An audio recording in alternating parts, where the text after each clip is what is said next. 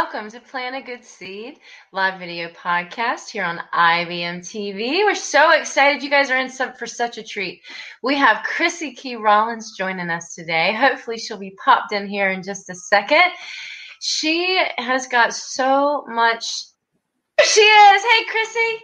Hi. Thanks for having me, Tish. I'm honored to be here. Oh, great. It is such an honor to have you here. So I want to tell folks a little bit about how we met.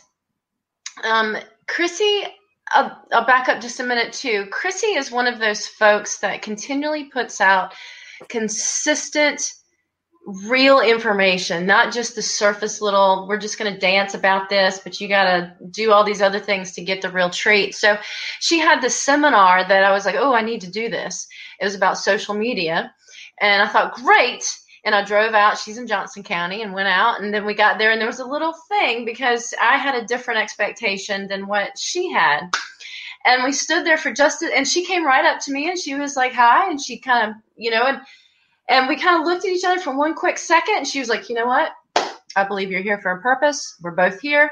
Let's move forward. And we agreed, and it was beautiful. So it showed that right there in the moment that she really cares about getting her message across and helping people. It's not about the money. It's not about all these other things. It's about us connecting as human beings. So that's just how I met her. That was like the first 2 minutes that I met this woman.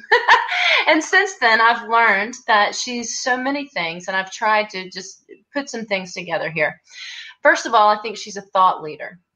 Because she continually adds value. She's not just tag teaming on what other people are saying. It's not what the flavor of the moment is or whatever it is. It's real, true, honest information that she's digging for. She doesn't tell you what to think. She just suggests, you might want to check this out. She's also a holistic healer, which she's also a coach. So to be a holistic healer and a coach is such a fantastic combination because she understands, at least in my mind, my definition, the whole situation. It's not just about your work life or your personal life because she understands they're all connected.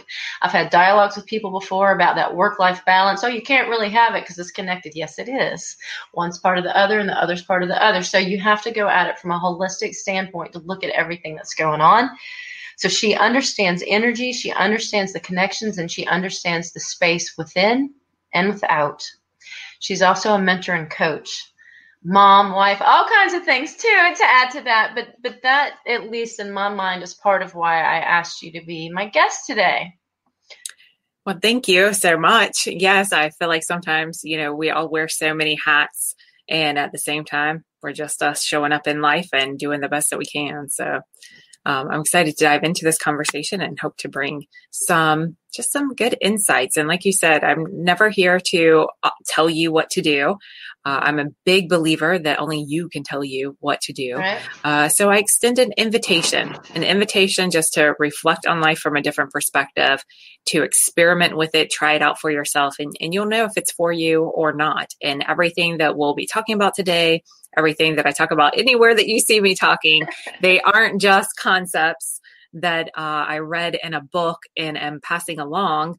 They are concepts that I pulled from various different sources throughout the past 14 plus years that I've been on this holistic healing journey and have incorporated into my life.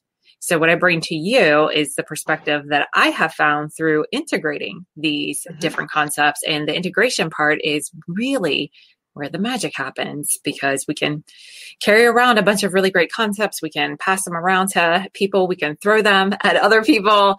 But until we fully integrate them into our life, that's when we're going to see the changes and really benefit and be able to experience what those concepts are pointing towards. Totally. There's too many people that are using language, that are using things that they see or hear. Again, I talk about the superficial level. They're just throwing it at people. Like I saw something the other day that was like, you can't say that, I'm going to use a cuss word here, but you can't say that shit's not real. Shit's real. So a lot of folks that, again, throw these superficial concepts. It's all an illusion. It's no, it's not. I'm going through this right now. You know what I mean? So how do we frame that? What kind of thoughts? What kind of perceptions? How can we be successful on this journey being human, right? Yeah. Absolutely. And quite frankly, what does that mean? I think we're all of us that are drawn to this type of conversation, we've all spent time thinking about what is our purpose here? What am I supposed to be doing with myself? So I got really fascinated with this idea of being human. I think many of us, again, that are drawn to this conversation have at least heard the suggestion that we're spiritual beings having a human experience. So if in our infiniteness, we are spiritual first, and we're here in this physical body having this human experience, then what does that mean? And what do we do with it here? And what does it mean to be a participant here on planet Earth? And is it as simple? Can we simplify life? That's really the focus that I've taken into my own life and offer to those that I support, is this concept of simplifying the process, so that we can find this all elusive balance, or at least better understand what it is, what it's not, and be able to open more receiving in our life. That more, whatever it is that it looks like for you, more money, more fulfillment, more enjoyment, more whatever that more is that we're seeking for, more understanding, more truth, more alignment. And this is the process that I take. So can we simplify it? Can we just take it not as genders or races? Perfect time to have these conversations, I feel. But can we simplify it to a human experience? And can we find some commonalities as humans having this experience collectively together, so that we can begin to approach it from a different way? Because what we've been doing up to this point has gotten us here. But if you hadn't noticed, we're dealing with a new world right now. It has shifted. It is shifting. Our physical landscape, I've got all the chills just saying this, but our physical landscape is changing. Our societal landscape is changing. What has happened so far in 2020, which I keep calling the great clarifier on this American evolution that we have going underway. But it's not only American, right? It really isn't. It is a human. It's a human evolution, I believe. And I just invite you to step into this perspective and explore it while we're having this conversation, and then take it back into your life and put that filter on for a bit and see how life starts to look when you look through this lens. Because if we can simplify it down to a human experience, and we can find some commonalities there, then maybe we can start our conversations with what we have in common instead of where we have conflict, and be able to realize that, wow, in the end, a lot of us are saying and fighting and striving for the same thing. That's right. And we also need to drop our fear, don't we? Oh, absolutely. I mean, I was thinking about this just earlier today. We are always, I think it was one of those 11-year ago memories that popped up on Facebook of some quote that touched me 11 years ago that was about how it's not about moving forward free of fear. It's just moving forward because what you are going after is, you've decided it's more important than your fear. So I had this thought as I was resharing that, show up bigger than your fears. I had this thought, there's always going to be something to be afraid of. Yeah. There will always be something that you can be afraid of. But there's a thing, and I've been working for quite some time to rid myself of my fear, and there's so many of them, right? The fear of going against social convention, all kinds of things, right? And so the real point is to utilize the energy of the fear, because fear is really originally to keep us safe, right? Yes. But we've used it to put ourselves in a box and stay in a box is what we've done. And it's not safe in the box anymore. Hello. So, but to use the to recognize when fear comes, to recognize, is there a danger? What is going on here? And then to work with those energies, I think, to channel those energies. As I was saying before, I felt a lot of yang energy today because I was wanting to get a little combative. And I'm like, okay, but how can I use those energies in a constructive way? Absolutely. Because we all feel them. Mm-hmm. For certain. And I love that you bring up energy, because I think that that's part of what's being asked of us. Yes. What's being asked of us is to move beyond our 5 physical main senses. And this is where, part of like, how do we get into this situation that we've become such a mess in society? We have lost sight of the humanity in our fellow humans that we're cohabitating with. We are trading up one exterior judgment for another exterior judgment. Yes, we are misunderstanding the words that people are choosing to use. And in fact, we are in such a quagmire. I've never used that word, but we are in such a quagmire right now that people are watching the same event unfold. They're listening to the same words come out of somebody's mouth, and they're having completely different experiences. They're hearing completely different intentions and messages that are coming through that. So then again, we get into a mess if we're even seeing and witnessing and hearing and cognating in a lot and like that. Yes. And we're all getting different messages. Then obviously we're seeing the crux of that. We're seeing the influx of, you can't control what storyline is being put out there, and you can't control what storyline is being put out there to contradict it. Right. And then you can't decide or know which one's the truth. And there's plenty of evidence and facts that backs up both sides.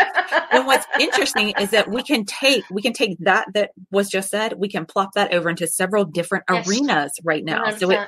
So I'm obviously not just talking towards one particular situation. This is just what's happening. It's universal, like you said. It's where we're at in the cycle of the way things work. But I think, and this is one of my true core beliefs, that part of chaos, part of distrust, part of humans not trusting humans actually comes from a good source, but we don't ever recognize it. And a lot of times we don't call that elephant out in the room, is not being honest. First of all, not being honest with yourself, and then not being honest with each other. How many people have fed so much crap down the line? If we would just be honest and let the people fall where they fall, so you can find your real soul tribe if you're finally honest. You can find which country you need to live in. You can find which state you need to live in. If people were actually honest, drop that veil, drop that wall. And the wall comes from fear. I mean, we know dishonesty comes from fear, doesn't it? And let's talk about dishonesty. Let's talk about the lies that are out there, because if we are standing here as a people on top of this society saying it's time for truth, let's drop our mask, let's just be honest, let's just be real and unfiltered. No pun intended. Just kidding. Exactly. Pun intended, pun not intended. So if we are standing here saying, let's do this, we cannot do that without taking that bigger lens and realizing that even the foundation that we're building upon is a lie and is not the full story. Yes. So how can we be able to decipher what is truth and what is real and what is honest whenever we're standing on a foundation of mistruths, half-truths, non-truths, and straight up deceptions and lies. Right. So what's so interesting is that because we're energetic beings, because we're all connected in this experience, we cannot be amongst those lies, whether we consciously realize them or not, without empathing them, without intuiting them, without being aware. I mean, how can you trust even your closest partner, family members, or loved ones, when we have this underlying like murmur, this like radio frequency that we're not always fully tuned in on, but that doesn't mean it's not shooting past us in the airwaves. Or through us. Mm-hmm. Exactly. Mm-hmm. We're energetic beings, and we are tapped into the energy of this planet, of this earth, of this human collective human experience. So the fact that we don't even have that at the forefront of our education, the beginning of our life that we're building up, it's kind of stacked against us, because no matter how true and honest the person before you is being, those slippery little lies that we're not addressing or we're not taking into perspective are going to cause interference, and you're going to get a staticky signal, and your perception is going to be on by saying something's off here, but you're going to be misperceiving because you're going to be blaming the person that's in front of you. And that's where we get into this slippery slope of basing things on how they appear, which is a very patriarchal way of doing things, because the masculine is the physical world, And the non-physical world, that's what is behind and driving and making manifest this physical world. That is the feminine, the divine feminine that's behind it. So this isn't, again, we want to, it's so easy, especially as women, we've been very well conditioned to stand up and say, no more with the patriarchal system that we have going on. But I'm not here to say that. I'm here to say it's not about demolish. It's about not balance. It's about recognition and understanding. When you see that fuller perspective, when I take in that fuller perspective, then I can get a better understanding of what energy needs to be brought in, that needs to be recognized. So if the physical is overwhelming, and I'm saying this to everybody listening right now, no matter what the situation, if the physical is overwhelming, balance that out by bringing in that divine feminine. And by that, I mean what is not being represented by the physical. We can take something that's very current day, because I think this is very relatable. And I feel that this situation that's very current right now is the Black Lives Matter movement. And just saying the words Black Lives Matter. From my experience, every single human that I've come into contact with agrees that Black Lives Matter. Where I see people getting into a kerfuffle over it is when they don't realize that Black Lives Matter does not take away from, negate, step on, take over anybody else mattering. Right. It's just a separate conversation. Right. So if we can within ourselves realize, oh, that doesn't take away from any other lives mattering, then yes, we can fully get behind the words Black Lives Matter. And when we're having this little agitation, that's a perfect example. We have the physical masculine expression of Black Lives Matter, the words, we're just pulling them up in the feminine way, but pretending like it's the masculine way right now. When we come into contact with them, when we run into them in the physical world, right?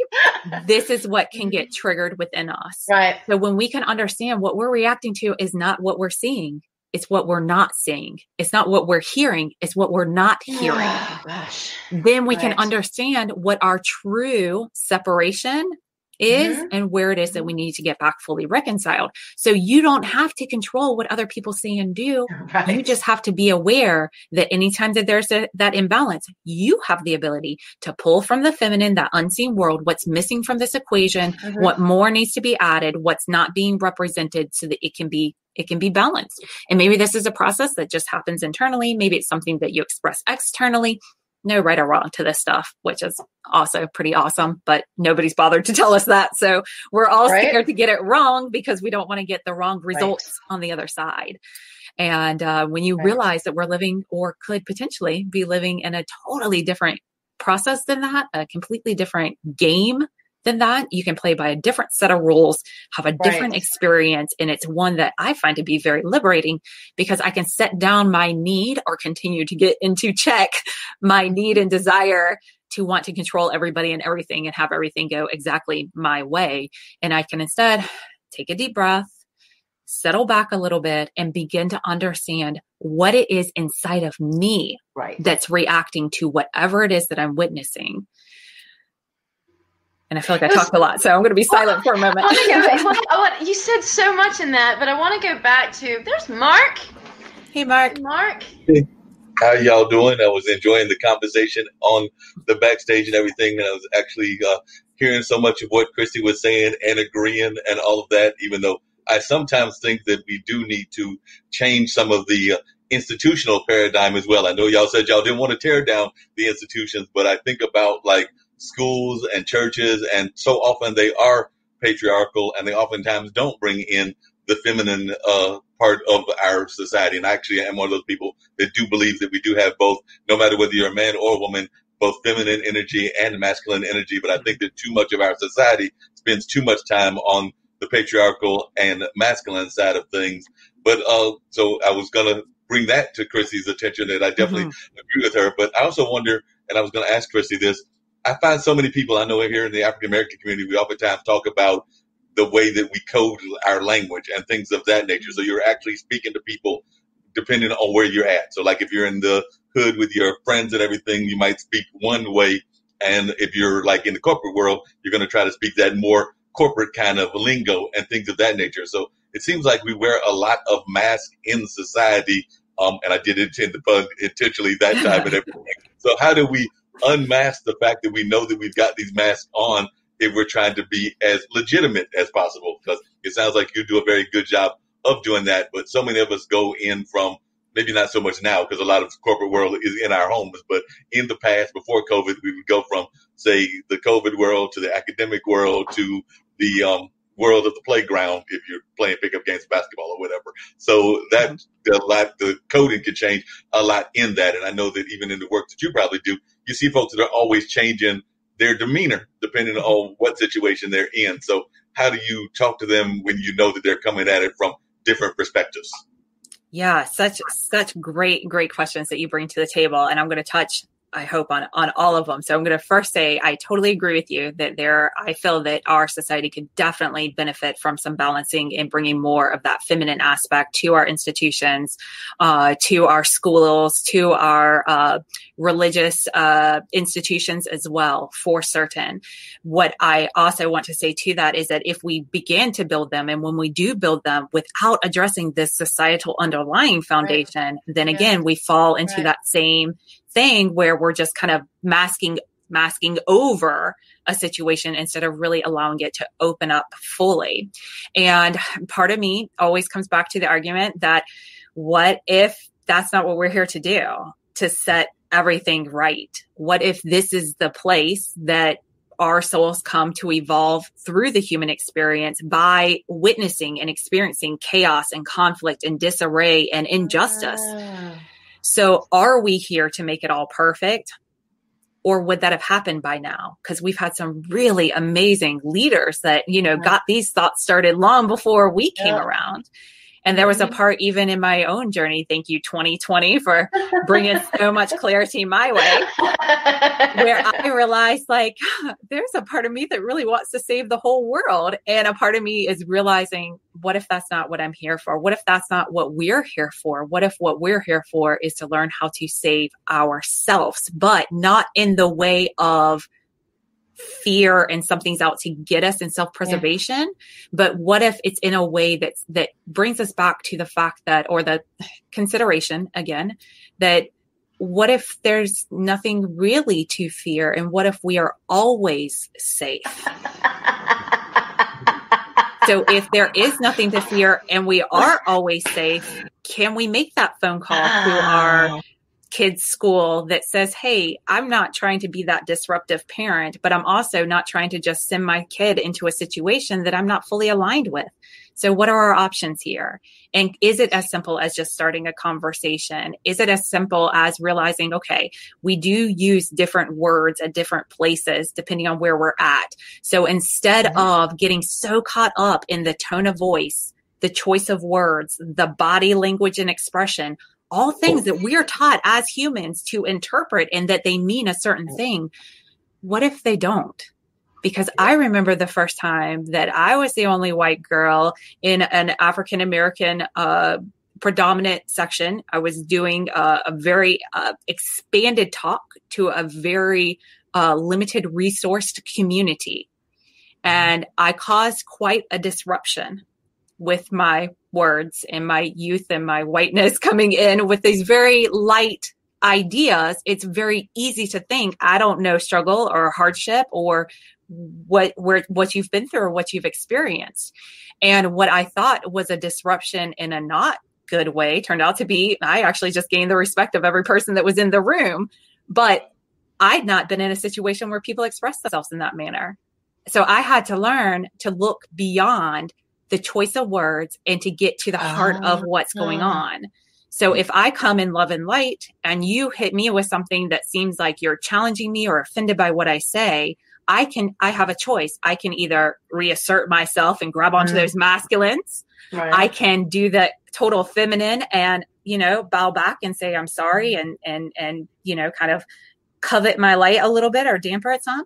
Or I can lean in knowing that it's very safe and say, I come here with compassion in my heart and I seem to have caused a disruption. Can you help me to understand what you're experiencing of the words that I just said? Can you help me to understand what experience you've had that makes you feel differently?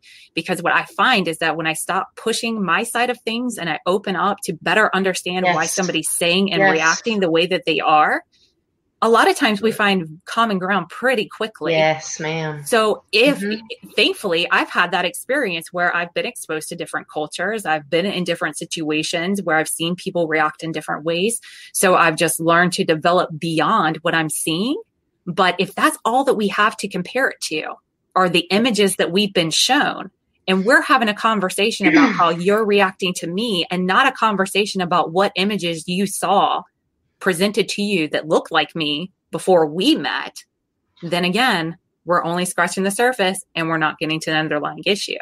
And if society isn't stepping up and taking responsibility for their share of images that get placed before us that have nothing to do with our direct experience, and we are not talking about that, I feel like we're having the wrong conversation, because I feel like that has to be addressed as well if we're ever going to get to the place that we already are. But we're not allowing ourselves to receive it because we're so busy battling out each other over who's right and who was wrong in the past that we fail to realize if we just all show up in this moment committed to what it is that we say we're fighting for. All the fighting would just stop. I mean, maybe I'm short-sighted in that. Maybe that's too simplistic. I hear not to be so simple with these big complex things, but I think part of the problem, you know, is people are so wrapped up. You talk about what we're used to, what we're conditioned to. You know, I love the fact when you first talked about the patriarchy, you were like, I'm not going to repeat that same old patriarchy's got to go. So I just love that because it's not. We have to have the balance. The energies have to be in balance, the masculine and feminine.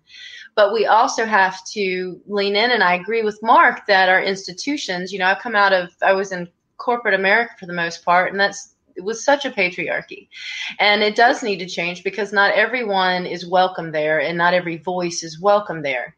And getting down to my point here is there's so many people I felt before that people are wrapped up in their egos, right? And that's what really creates the walls and creates the, you know, it's about me, not you. What are you going to do for me?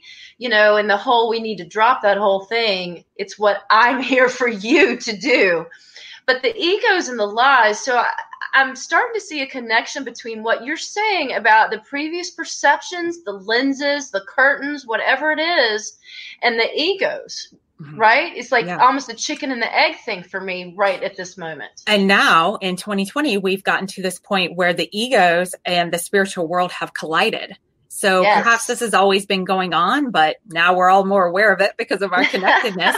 And what has happened, especially with this, I feel like a lot of things are kind of used against us. So I think that a lot of the tools that are here that can easily empower us have also been flipped around to disempower us, which is why words are so tricky, because the words that we use to talk about anything from God to witches to freedom to, I mean, any of these democracy.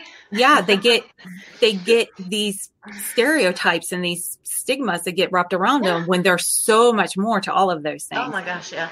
So I just had this great idea based on this conversation and everything, and I just want to hear what y'all think about this.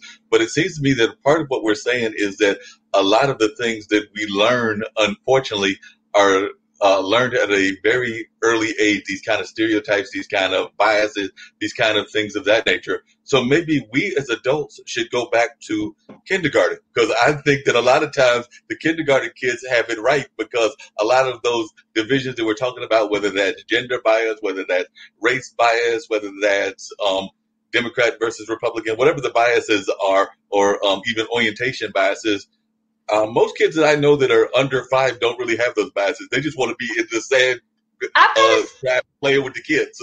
You're right. You're totally right. But I also got to say, I got to shout out for Generation Z. And I don't know, Mark, you've probably heard me talking about Generation Z, and I don't want to put the pressure on them, but it's like they're the ones that are going to lead this through us. The rainbow children, the indigo children, the people that they don't care. They don't care they don't care about your sexual orientation. They don't care about your color.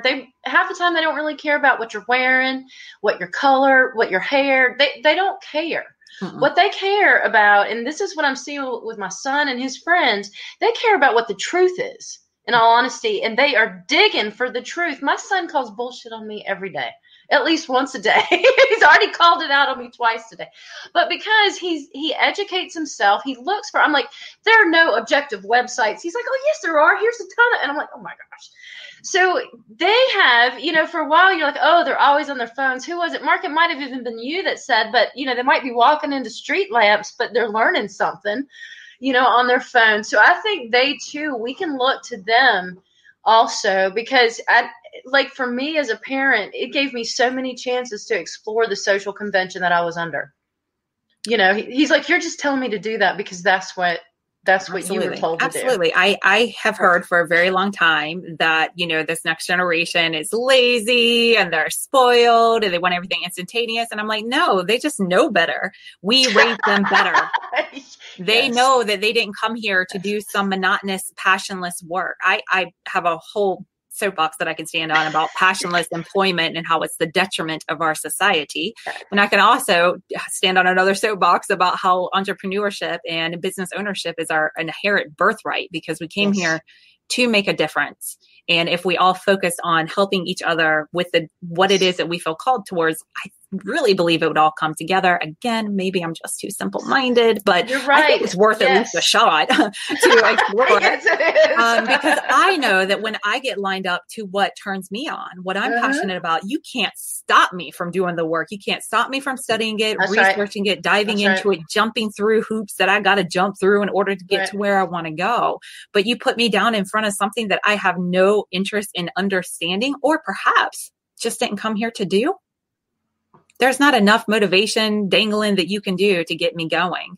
And I think that's what we're running into. And I think that's, again, how language has been flipped around and can mean so many different things. This entire high vibe movement, I feel, has hijacked the spiritual evolution that we are really underway. And it's given us a spiritual bypass. I hear this commonly said, where we're looking for these shifts in our physical world by removing the toxic people, or by, keeping yourself surrounded by high vibe people, without ever giving the courtesy to the fact that you are always high vibe just by your very existence. And there's only higher or low vibe thoughts and energies that you can get entrained into. And if you're having a low vibe experience, guess what, baby? That's the personal part, the part that you're feeling.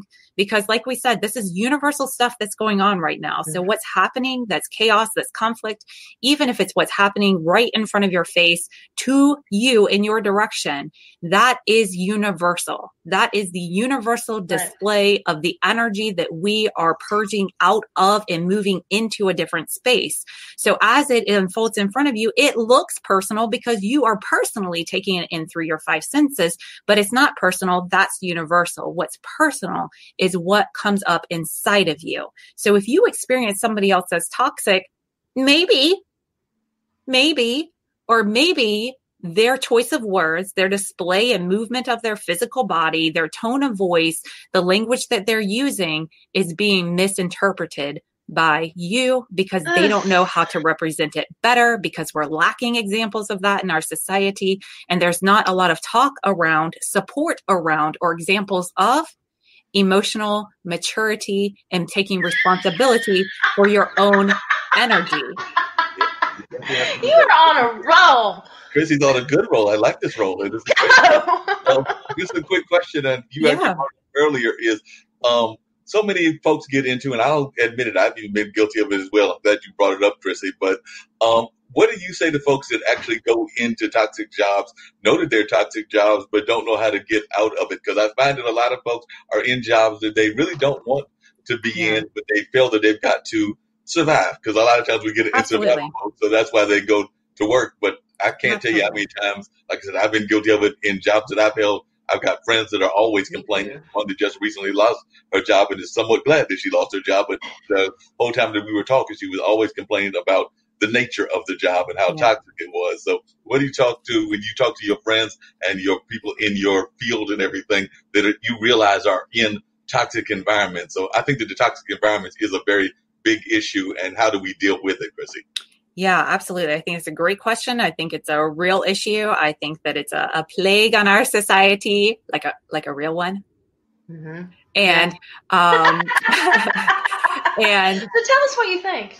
And I would say, with all due respect to whoever is feeling that way or having that experience, that you simply don't know who you are. Because if you knew who you were, then you would know that it's safe not to compromise yourself. Right. And it's a detriment. I mean, a lot of people look to, I've seen a lot of chatter as the economy has been shut down over these last 7 months to varying degrees throughout our country. I've seen chatter of those who want to reopen being accused of only caring about money and not caring about people. And what's interesting to me is that the chatter of people who are ready to reopen are typically people like me that are small business owners that count on continual business happening in order to continue to live our life. Right. And I don't know any of us that are interested in just reopening to take anybody's money. I think that the majority of us see the need and the gap that's being left open, not only financially in our own lives, but out there in society, depending on what it is that we give outwardly.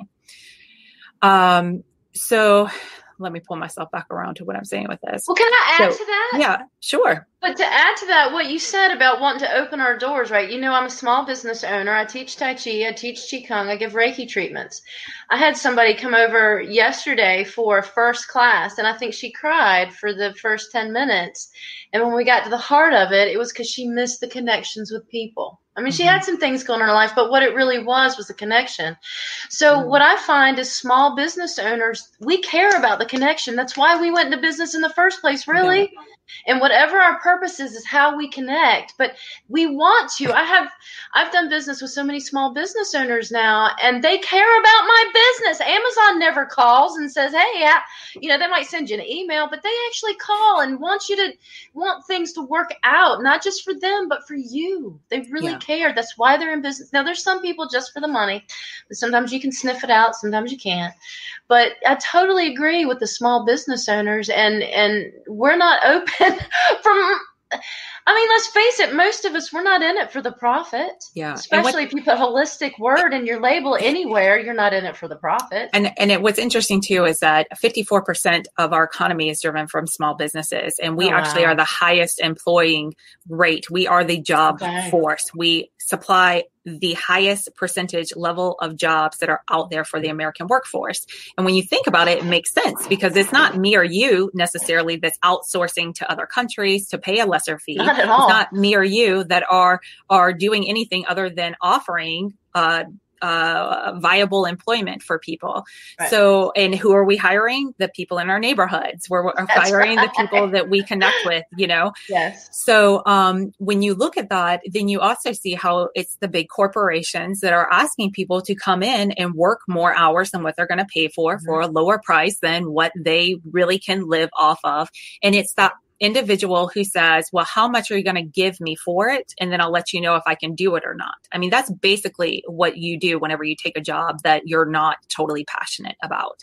You're saying, what do I need to do? What am I willing to do? And how much are they willing to pay me for?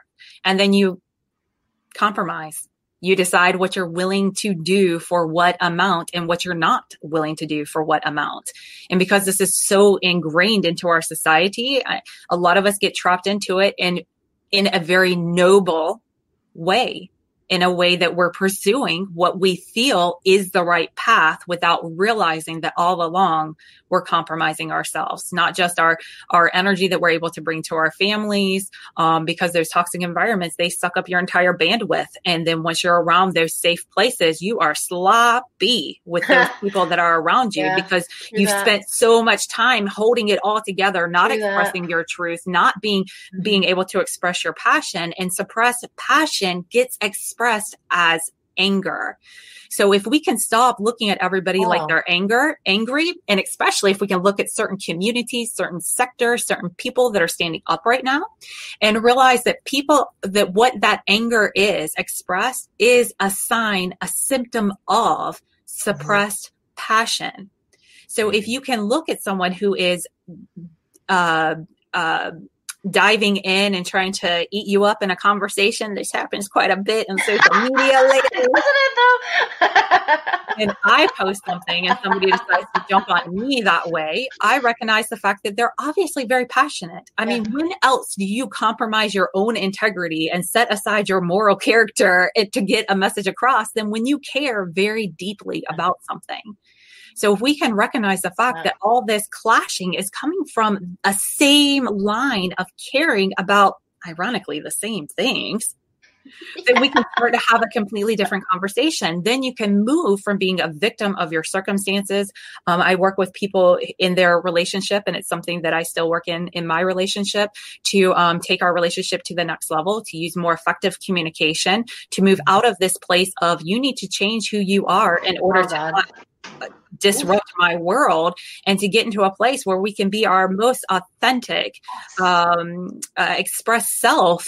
And to realize too that your most authentic expressed self isn't a lazy, inconsiderate asshole. So stop being one and stop getting upset if your partner calls you out on it, because those you love need to be able to criticize you, because they wouldn't say it if they didn't care. There's plenty of people not telling you that you're a lazy, inconsiderate asshole. There's plenty of people out there that are just tucking that away and excusing all your other niceties.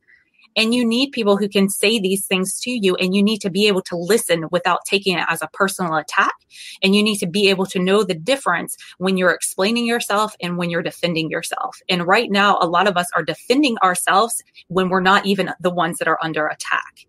And because a lot has been projected outward and blame has been cast, and I think a lot of the attention has been taken off the real root of the problem, we're all out here fighting amongst ourselves with the people who are financially benefiting from all of this chaos and disarray sit back, collect their money, and let us go at each other, to the point that they don't even bother to filter out or fact check that kind of information. You can still find it all over the internet, how all of this is interconnected, because they know we're so caught up in fighting each other that we don't even understand that we're undergoing the biggest pharmaceutical sales pitch we've ever witnessed as a collective people. We don't realize how deeply this advertising and marketing has seeped into our way of being. We don't realize that we only react to our firsthand experiences, or those that are fed to us, and the ones that are being fed to us are the toxic stuff that we need to eliminate out of our life. And we're taking all of that pseudo experience and we're projecting it massively across everybody who doesn't look or act the way that we think they need to be. Meanwhile, it's keeping us from realizing that all that stuff that they trigger within us is the key to our own healing, so that we can find the peace that we see them acting differently will bring to us. Good. Chrissy, I was wondering, how do you deal with, and I've talked to Tish about this before in conversations just in my own life with friends of mine and others, but I do know that, like I said, I'll even admit to when I've been guilty of things and everything, but sometimes you don't feel like talking to folks because of, if you say something to them, you're going to cause them to have a dislike or something of you. So I think that there's like this fear of rejection. So there's like a fear of rejection that exists in many of us. So like, you might want to honestly tell somebody that you don't think that the situation, whether it's a job situation or a personal situation, is going to go in the same direction that they are either hoping it's going to go in, or that it's going to, that's their vision of it going in, because you don't want to hurt their feelings, because you don't want to like have them reject you as well. So when you're talking to your clients, how do you deal with that? Because I find that happens often in society, is that folks won't say the honesty of what they want to say because they're afraid of the hurt that it might cause to the other individual. So they kind of like project what the reaction is going to be. Oh, yeah, absolutely. Absolutely. And that's like one of the main ways I work with a lot of people to help them to open up their receiving, because I find that a lot of entrepreneurs, especially that are drawn to, again, these conversations and that are more in the healing arts realm, more so than, the I don't know, more technical side of things, that a lot of us are kind of like, where's going with this? Hold on. We care a lot about what other people think, and we don't want to ruffle any feathers, and we really, really want to be liked. When it comes to a situation in which you do need to be upfront with someone, I always recommend and utilize for myself starting out with recognizing the other person. And what happens when you recognize the other person, not only does it give them like a verbal okayness to kind of put their defenses down and that you come in peace, it helps me to reconnect to the more of that person than that one thing that is sticking out that I want to make a comment on. So especially like if you're in a partnership, like I'm 12, we just had our 12-year wedding anniversary. We've been in a relationship for 18 and a half years. I've never been in an 18 and a half year long relationship before. So this is all new, uncharted territory, but we show up like we are supposed to already have it all figured out. Right. So we can get caught in the always and never statements. You always leave stuff laying around. You never have my back, right? Whatever those things are. That's just silly. Of course, you don't always leave stuff laying around. And of course, I don't always never have your back. Like, that's silly. But it's how you feel in that moment, right? So I feel like every time this subject comes up, this person just doesn't want to face the truth of the situation, or I feel like they don't hear what I have to say. So it's probably not because you're not talking. It's probably because what you're saying is going through their filter, and they're only going to filter through that which they're ready to deal with. If they're not ready to deal with it, they can't hear the rest. It's a really beautiful universal design that you don't have to worry about. You know, life just takes care of itself. It's really cool that way. But we got to remember that, or else we're going to try to force our way in those moments, right? Yes. So start by recognizing them. It gets you connected to their wholeness. It reminds them of their wholeness. So perhaps I would say, I know you. I feel like after 18 and a half years of being together, I know what kind of person you are. I know your level of integrity. I know you know the difference between right and wrong.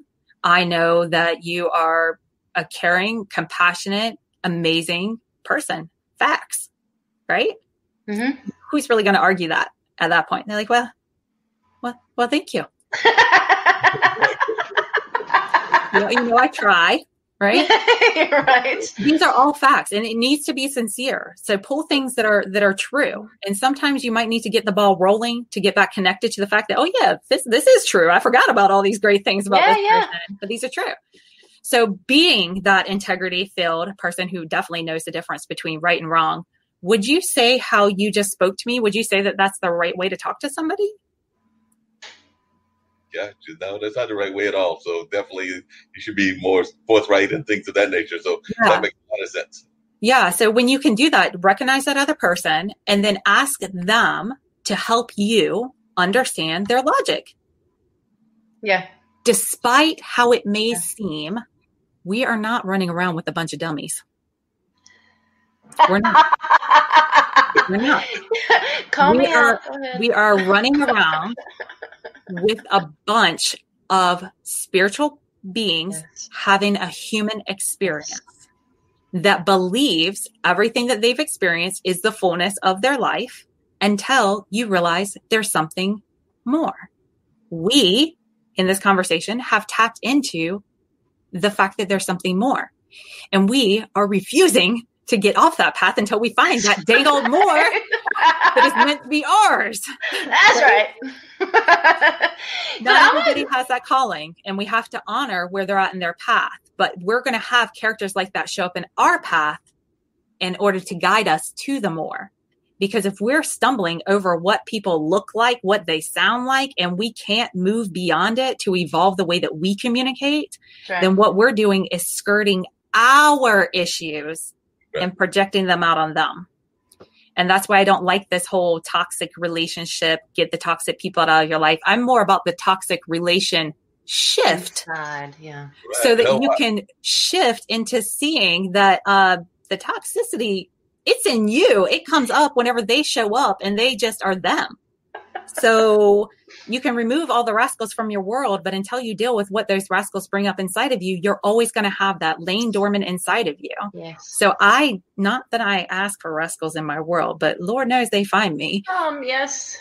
I welcome them more now because now I'm really curious as to, wow, boy, why did I care so much about what that person had to say? There are lessons. What is it that I think I'm going to gain or lose from what they had to say? How is it that they could be misperceiving me? How could I better represent myself? How can I better understand where they're coming from so I can know what experience they had in order to understand why they misperceive me, instead of me taking all my time and all my energy explaining myself, which one, they likely never asked me to do in the first place. 2, I'm probably only doing to satisfy my own ego. Yes. 100%. Right? Yes. And 3 is never going to lead me to understanding where they're coming from. So I just encourage you to start with recognizing them. Ask them to help you better understand them instead of you trying to get them to understand you, and pay attention to if they ask for you to explain yourself. Did they ask to better know you? Then you don't need to explain it. And it might be awkward or weird letting someone go on without them verbalizing your validity. But after a while, you learn how to self-validate. And it doesn't matter what hateful spews come out of somebody's mouth in your face with their finger pointed at you, because you know who you are. So why are you going to argue with this fool? There's no point in it at all, because they are obviously drunk and intoxicated on these emotions that are polluting them to misperceive your wonderfulness. And no amount of fighting them is going to convince them of your awesomeness. And that is a subtle line, because it might look on the outside like being passive, but there's a big difference between knowing your wholeness and being somebody's doormat. There's a big energetic difference. And what if life's waiting for you to own that within yourself in order for these rascals to find somewhere else to go play? If they truly are energy vampires, I think these things are so funny, because I just think it's all connected, and that we can't see or perceive in another that which is within us. So you experience them as an energy vampire. They experience themselves as a Sunday afternoon. It doesn't really matter. It's all about how you perceive them. So until you clear that up, you're going to keep falling into these pitfalls. People are always going to think I'm right, they're wrong. That's where divorces come into play. That's where, all the estranged relationships and friendships and family members, what if we're all saying and fighting for the same thing, and it's just the things that aren't being said? You can be the one to bring them up, again, maybe just internally to yourself as your own reminder, maybe externally because the person you're dealing with needs to remember. I know that when I'm dealing with someone who has fallen out of their wholeness, I anchor myself back into their wholeness. I remind them of their wholeness, and then I let them decide who they're going to be. And 100% of the time, the person chooses to be in integrity, or they choose to get away from me. It takes care of it. So let me come back to something that you said that I think is so valuable right now about being human, especially in 2020. So the real plague of complacency. The real plague of comfort, right? The illusions. And that's what I think you're totally right. 2020 is pulling that. Are you really comfortable? Are things really, that 25 years, you got a pension, you'll get $200 a week, good for you, or whatever it is. Is that really worth it? And then I have friends on the other hand, like I've got one friend in particular, he's worked at the place 30 years, absolutely hates it, but he's going to stay because his retirement, there's something about his pension or something. And I know he does it for the benefits and he does it for the money. And there's hundreds, thousands of maybe even millions of people in the same boat, right? That are, and I've done it too, where I have not been healthy, right? It was almost like my soul's going backwards, but you try to use it as an experience. Just like you said, this place really sucks, but I'm going to try to learn about myself, learn why I'm here. But the real plague of complacency and comfort. Just what you were saying, Mark, about not being able to tell somebody what you really need to tell them. The real plague of not being able to be honest with yourself and with the people you love and the people around you. How many times have you been in public and somebody says some bonehead damn response, and you look around the room and you can see everybody totally agrees that's bonehead, but nobody comes up and says any damn thing. And if you do say something, I hate to say it, but if you're not part of the boys club, then maybe you're going to have to find a different table. But the real plague of complacency and comfort in our society, let's address that. Yeah. So we have to evolve our ability to communicate. And part of that comes with our ability to communicate with ourselves. And we tell ourselves a lot of excuses and compromises and half-truths. And we negotiate. We negotiate with our future self, who's going to have more energy, more time, more enthusiasm, more inspiration. You're going to be able to do it. You negotiate with your future self to wake up early and exercise. You negotiate with your future self to eat better tomorrow. You negotiate with your future self to start it on Monday. Yeah, baby. And that's where the disconnect starts. the miscommunication starts with ourselves because we don't have the relationship with ourselves in a clear spot. And when we get our relationship with ourselves in a better spot, when we can understand that this is an inside job, that we are here having this individual experience, that we came for our soul's evolution, that this isn't about figuring out who you are and then reveling down into it, but instead figuring out who you think you are, getting back in touch with who you actually are, and then surrendering this physical self to be a servant to the soul self, to sign up for its job, to physically represent all that, everything that you are compact into this human body. That's what this vessel is for. So we have to change that conversation with ourselves before we're ever going to stand up and change that conversation externally. And for any of us that are compromising ourselves for a relationship, for a financial situation, for benefits, for whatever that thing is, we are just cutting ourselves off from receiving from in a different form everything that it is that we think we're getting from this compromise spot, and maybe even more than that. And where that comes from is this belief that you are more or less if you have that. So as long as you're not in touch with your value, your innate value, which is ever present, ever, never changing, it is always constant. There is nothing that can be added to you or taken away from you that can ever change your value. You are the hot commodity. You are the one that is everywhere that you go in your world. You are the clue to all of this. You are the one who has the ability to do everything. It's all in your hands. It's not in your hands to line up all these rascals and get them to play by the rules. That's not your job. It's not your job. But as long as you think that your value can be increased, it's a lie that we were sold. It's a lie that we build our foundations on. It's a lie that gets us going through all this, right. That our value is inherent. One, this is why I love women and I love empowered women and I love women to utilize all their wholeness. I also feel that men have been given a massive disservice in our society by not being given the emotional tools in order to, and permission to be able to, and example, 100%. To be able to feel and express emotions in a healthy, balanced, transformative way.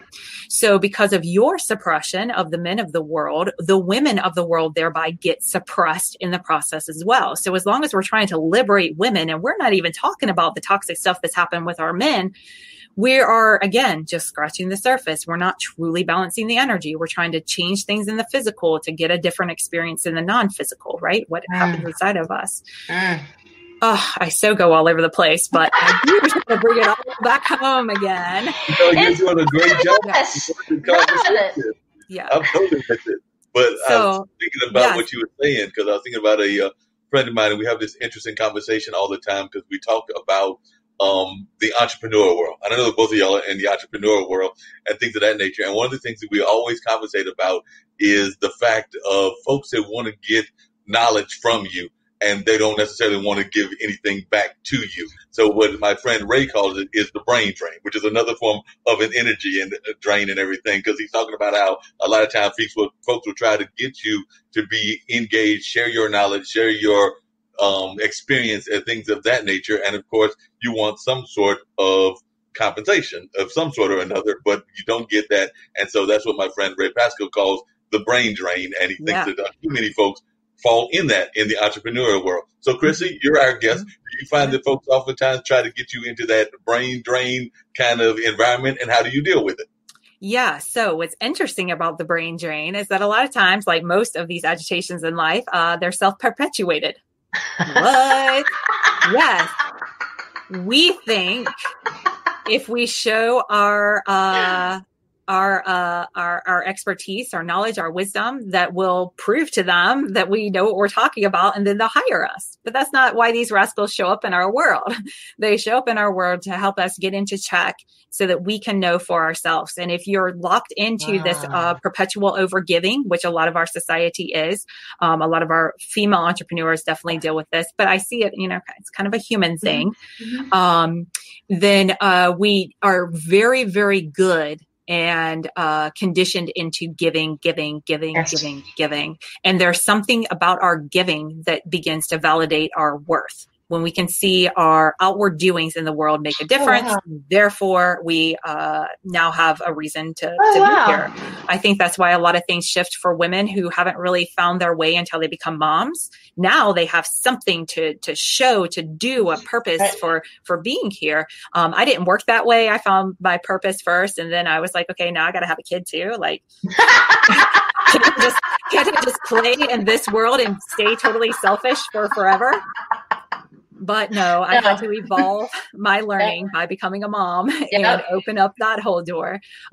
So yes, we can get locked into this overgiving. And it's interesting because whenever we start talking about masculine and feminine, we really think about it. Like, men are by design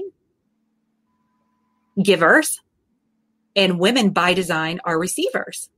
Oh, that's interesting. But what's interesting is that women are more likely to be blocked in their receiving, and men are more likely to demand or take instead of giving, because this can get blocked there too. It's very interesting when you look at this. So when this gets expressed outwardly and we get into the field of entrepreneurship, we can begin to associate and validate ourselves through our giving. And then when we look at men and we look at the storyline that's traditionally given for men in our society, that their value becomes that paycheck. So as long as they go to the job, they get the check, they sell their soul like every other man that came before them to compromise themselves and not chase their dreams and do the responsible thing and be a man and get that check and get those benefits and take care of those kids and that family, then that's it. Your work here is done. And the rest of it just gets sloppy whenever we get into that mindset, right? Yes, and then 100%. The same with the women. We're showing up, we're the moms, we provide a lot of emotional support for our partner even before having kids, or, we might not even have kids, but we're the doers, the shakers, the caretakers. We make sure that everything happens. Typically, we're kind of the household manager, even if it's just two people that are in the household. But what's interesting about that is that that's all non-tangible. We don't get paid in the same way. So it causes this imbalance that happens where this man has this physical representation. I get $5,000 a month, but that is my worth. Although that's silly to think that that's your worth, right?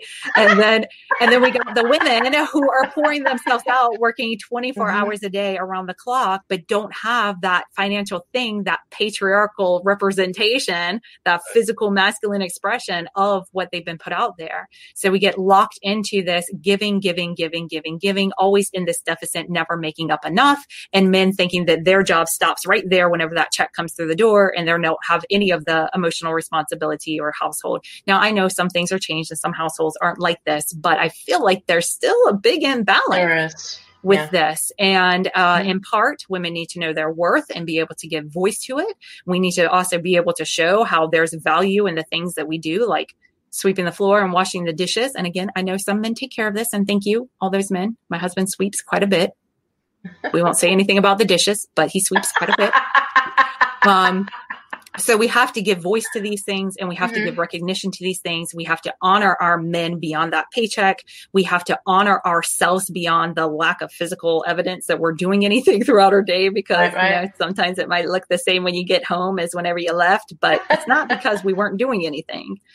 So how do we bridge those gaps? How do we make up that difference? It's an inside job. It's an inside job. When that woman gets in touch with, when this woman got in touch with the value of what she brings to the table that goes beyond the finances. I mean, I still bring some money to the table too, but goes beyond that, and really anchored into it and became unapologetic for it and began to give voice to it. That's when I could say, okay, well, if you want full-time income that covers the whole entire household coming in, then I need full-time support. Like, that's my only job and that's my only responsibility. And then it's like, oh, wait a minute. Okay. So we only say those words when we're in touch with our worth and we're aware of our value. And what's interesting is that when we get in touch with our worth and our value, we inherently get in touch with the other person's worth and value also. And when we honor our worth and value, we're more likely to honor the worth and value of the other individual, or at least we open the door to be able to begin to find some balance in those arenas. Well, it's because you've taken the veil away from yourself. You've taken all of the things that you I'm going to call the bullshit that has been served and that you've swallowed, you take it away. And once you take it away, then I feel like you can see other people for who I call it a divine spark, right? Then you can start to see that spark within other people and realize that's really who they are. That's their spirit. That's their soul. Yeah. All this other stuff, even though I got irritated today because of verbiage, but that's not what's really important, right? All the rest, anything that is not obvious, love, light, loveliness, God, express, peace, calmness, fulfillment, anything that is not that is what someone feels like they have to do in order to ensure their survival. Okay. It's very simply put. There's some threat that is posed. So even if it's, making it to an appointment on time, then the fear that is there is that person's going to think I don't care, or they're going to think I'm irresponsible. And then I'm going to lose something on the other side of it, so we break our own integrity and speed to the appointment, endangering other lives, but protecting our own security. So when we can wake up beyond that, when we can see we are always safe, that what if we're always safe? What if that illusion, this is what got me to take the dive years ago before I knew nothing, take a dive into entrepreneurship, is that I realized that illusion of there not being a safety net with me going out on my own. That because, I look over there and I'm like, there's nothing there to catch me. I'm just going to be jumping into the abyss. I realized that lack of safety net was equal to the illusion of a safety net under a full-time job with a full-time paycheck.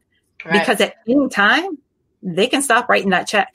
Right. And how many of us have been or know people who have been in situations where that check stopped? It just stopped. Right? Yep.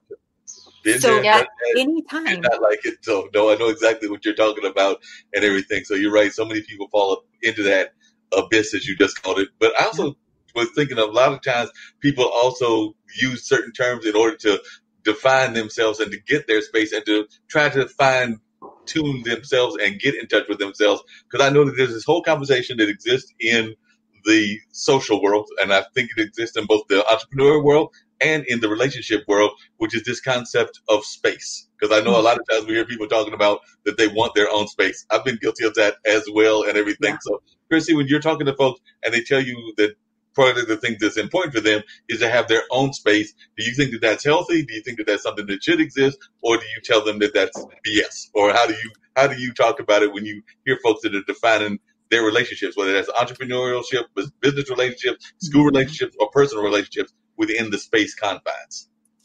Yeah, I think that's a great question. I'm sure there's many different ways that people can use that term, like needing space. I know that I feel that space is very important and helpful in relationships and also in business endeavors, because when you're just in it, it's easy to get caught up in it. It's easy to start to think what you're feeling in that moment, how you're perceiving things in that moment is the full story.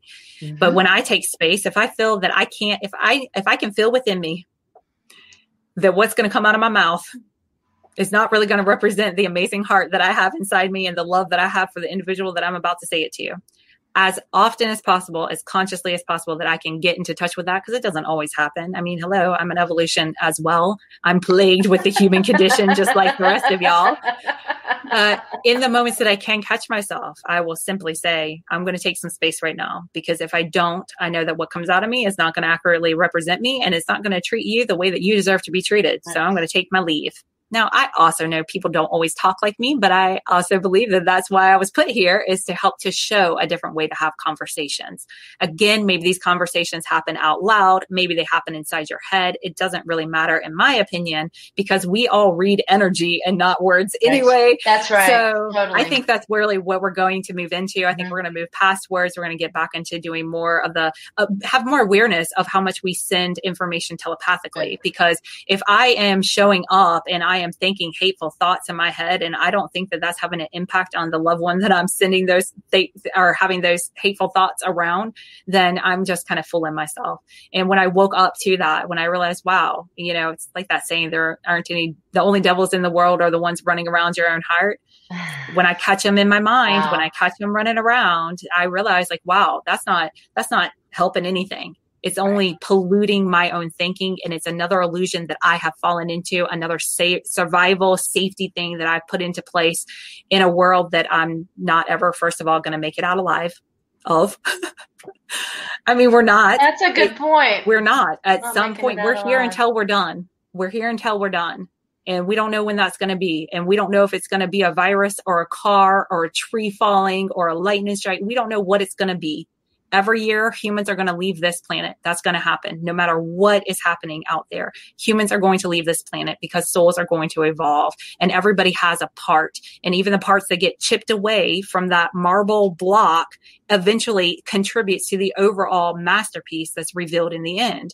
And if we don't honor each of those chipping aways, or we don't just let them go because that was their part, and be able to see how it's contributing to this future outcome that we're working towards, then we can get very tangled up. We can get very caught up. Again, we can attach our value with that thing and where we're going. Not only is it going to be an evolution of our conversations and our communication, and what's being asked for, and those that are stepping into it, like us, I'll give us credit. Those that are stepping into it, that are willing to go into this dimension, because it is another dimension. It sits right here with this dimension. You can step into it at any time, but only those who are bold and courageous and full of faith will take that step. When you can step into it, you have the power to change your world, even in a world that's not going the way that you want it to. And that is what is needed. So Yes, knowing what's totally. universal, understanding what's personal about it, being able to evolve and more accurately communicate and represent yourself, put your blinders on to what other people are doing, take them off to what you're doing, be that change that you desire to see in the world. And when you can come from this place, then you're going to step into an evolved way of being. And we're going to move past this communication. We're going to better respect each other's energy. We're going to be able to communicate in ways that are super powerful, especially in our interpersonal relationships.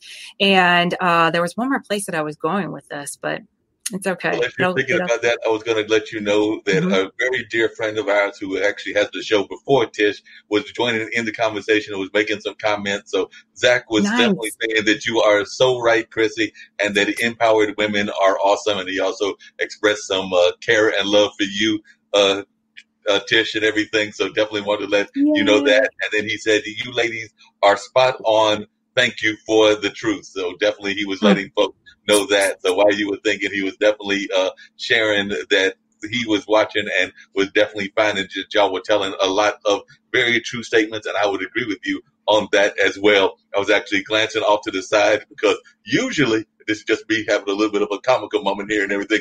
Usually I'm much better than with the dishes than apparently your husband is, but right now they're a little stacked up. I need to go take care of them. That might be one of the things that I do after I'm done producing the show, because I was looking over there and I was going like, I think I need to go do the dishes, because usually I'm one of those men that like the flow of dishwater and like that actual old-fashioned way of doing the dishes. But then again, I'm a little weird because I also like the sound of a washing machine. So like I said, I'm not the average kind of guy and everything. So definitely I might have to go over there and try to tackle those dishes, because I'm looking at them going like, yep, need to go take care of those at some point. Well, you are wonderful for perceiving that, and bring it into your awareness for sure, and see where it leads you. Is that a better representation? It might not be what you want to do, but does it better represent who you are and your character? And when you get more committed, I'm totally committed to doing what I can to up my awareness, to continue to represent myself as accurately as possible. It's why sometimes I pause before I speak. It's also why sometimes I'm kind of lengthy in my explanations, just how I'm made. And I'm learning how to refine that too. But your share, Mark, I appreciate. And I also appreciate because it brought me back around to the other thing I was going to say with evolving. We're going to evolve our communication. And then the other thing that's being asked is for us to evolve beyond finding value in our doings. Yeah. So that requires for us to get in touch with our innate inherent value that can never be altered. You are the star of the show. You are the reason that the sun comes up and goes down. You cannot prove that it's because of me, because you're not in my world, you're in your world. So own that and see where that leads you to. And what you'll find is that you hold value independent of your doings. So does that mean that you can stop doing, sit on the couch and everything that you want shows up? No. Why? Because I don't even know you, but I know that that's not the fullest representation of the character that you have within you. I know that's not the fullest expression that your soul came here to give, to sit on the couch and watch Netflix. I assure you that. right? But let me address something that Mark said when he talked about toxic people, and you talked about how, there's this whole thing about clearing out toxic people, but the real fact is toxic people are in your life for a reason, and basically you learn and they bring out different things. But let me say this. When you're trying to evolve and you're trying to grab that awareness, sometimes toxic people are too much, and you really do need to step away because it's too much. It was something you talked about before. Yeah. We can only handle so much. Like Absolutely. When I was going to a counselor to try to help me be a better mom for my son, she was like, just give him one suitcase. Don't give him the whole closet full. Just give him one little thing. And as he reaches another level, then give him another one. And then, so sometimes I think we're not ready for those toxic people or the lessons that are in our life. For sure. But we have to circle back. I have to totally agree with you. So I do not recommend taking these philosophies and going to the biggest trigger person in your life and trying them out. That's like, trying to lose 60 pounds in one day by showing up at the gym at 5 a.m. and staying there till 5 p.m. Like that's just not going to happen. It's a egoical quest to shortcut and get what you want now. And let me go ahead and assure everybody, you're already on the fast track. This is as quickly as it moves along. You're light years ahead. And in fact, you're probably so far ahead, you need to stop and be still and let your energetic self fully catch up with all the evolving that you've done, because that's what ends up happening. And plus, the only thing that's happening with your path is that you're judging it. That's it. You think you should be further along. And that's only because you're an intuitive being and nobody's let you know that you're so attached to your destiny that you're sensing the future where you're going to be fine. You're just not at that point yet. So just chill out while the rest of the past gets past you and you can just be caught up with yourself. So yes, don't go to the biggest trigger to try these things out with. Start with strangers. Start with safe spaces. If you're part of safe communities, like I host a monthly women's group, anybody can join. We meet 8:30 to 10 a.m. Eastern Standard Time online. So the first Wednesday of every month. So this coming Wednesday at the time of this recording. That's a safe space. You come to the table as an empowered woman to be reminded of how awesome you are and how you can go back out there and do it another day. So if you got those kind of spaces, and even within those kind of spaces, you find yourself holding back, lean into them and start to use them. Allow yourself to receive those safe spaces. Allow yourself to practice where it is safe. And then you can work up to where it might be a little bit more daunting. If you build this skill set, it makes it a lot easier whenever you go up against like the real ninjas that are out there in the world that are ready to take you down and not receive any compliments and not receive any kindness, the real rascals of the world. And the people that are so lost, I mean, really, that's what it is. They have lost touch with their humanity. If a person can't look you in the face, in the eyeballs, and tell you how they feel, and if you insert your ego in any way, shape, or form, then you're not at the level, at least for me, then that's, because those people, and sometimes I feel the people that are sometimes I'm going to go, the people that are in charge, the politicians and whatnot, I feel so honestly, so sorry I hate to say I feel so sorry for them, but almost compassionate, because I feel like they're just lost. Yeah, they have no clue, and they're in so deep. Can they even get out? I like to think there's always chance. There's always, even, kind of like the Christian, even on your dying bed, you can still find the light, find the love, find salvation. But man, some people just get it so far. And then the other issue I have is the whole herd element, Chrissy. Yeah. And how you can have someone that even everybody in the herd recognizes is not the right lead, isn't a good person. We're not going where are we going? We don't know. Oh, it looks like shit over there, but let's go. And they still follow. It's like, what in the world are you doing? Because they can't see the big picture. Yeah. And they're out of touch. Yeah, I'm with you, and I agree with you. And they are here to help us to remember where our control lies and where it doesn't. And they're here to play a part that's very significant and very important as well. And those of us that are willing to engage in these conversations and that are willing to do the work and that are showing up at this time, we're really the ones with the assignment. And we have to stop projecting that assignment out to others, because quite frankly, it would just make our life a lot easier if all the rest of us could just, if there's nothing to like defend and no reason to argue and that we're all here for the same reasons, then it would make it lovely, but then it wouldn't be what we came here for. I was having a session with a client earlier today, and part of what came up is that there's just no escaping the trauma. If you don't get the trauma within your household, you're going to get it from society. I didn't have a very traumatic childhood. I saw some traumatizing things, don't get me wrong. But compared to a lot of people, I had like peaches and cream, roses and sunshines on a very, very, very low budget. And really am blessed in a lot of ways that I grew up. But yet I'm still riddled with all these insecurities, lack of value, trust issues, relationship issues, compromising myself, pleasing people, placating, plagued with perfectionism, like all these ailments that I can see now had got them from society. It's a traumatic place and you're going to go through trauma. But if instead of getting so caught up, and this is not to dishonor anybody's trauma that they've been through. This is just to, as one of my spiritual leaders that I follow say, to bring justice to situations that are unjust.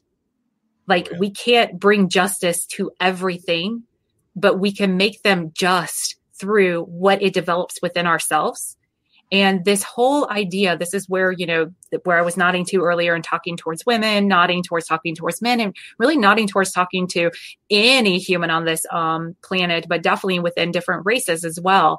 Think twice about aligning yourself with any storyline or narrative that has you a victim of your circumstances, and really consider what the difference is between being someone who is a victim of what's happening around them to someone who is empowered and witnessing what is happening around them.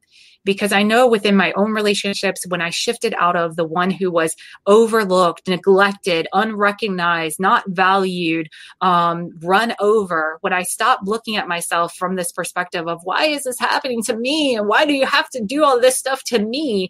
And instead realized like, wow, this person is tripping, completely unhinged.